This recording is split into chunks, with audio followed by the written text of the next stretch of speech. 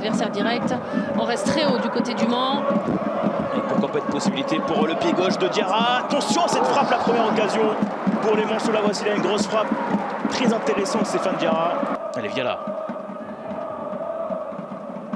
Forcément, on sait qu'il est gaucher, Viala. Il va tenter sa chance du coup. Et ça passe à côté. Tentative de l'ancien d'Ajaccio.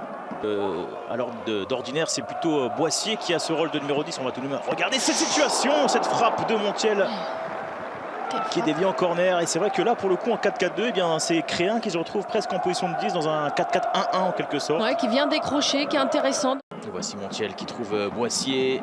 Le crochet de Boissier, il y a une possibilité à droite. Il va plutôt centrer vers Créin. Pourquoi pas de la tête, Créin. Et le voilà, Vincent Créin.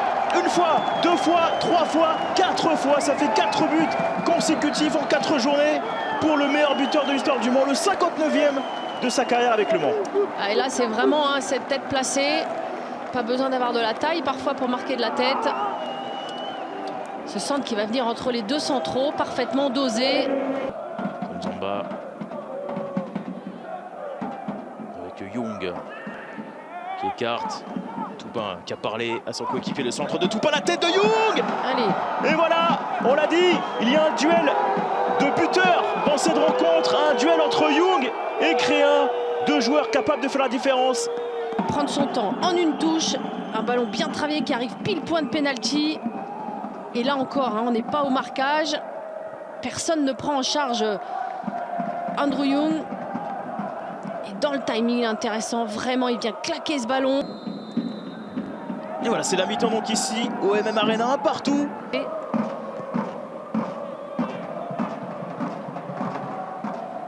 Attention, Ben Ali, la frappe de Young instantanée.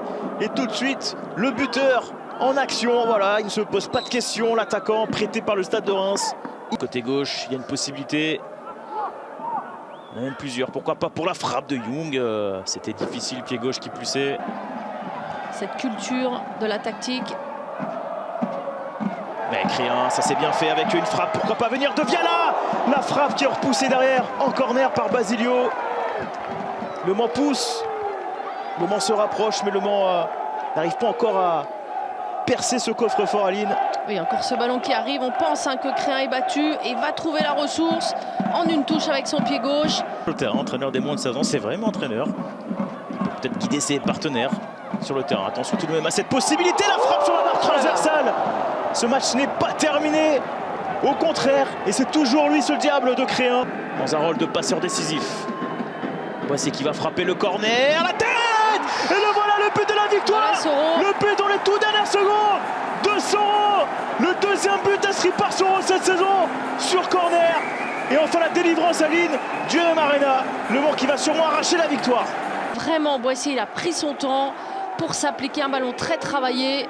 Voilà donc cette victoire au forceps, à l'arrache des joueurs du Mans, finalement mérité les...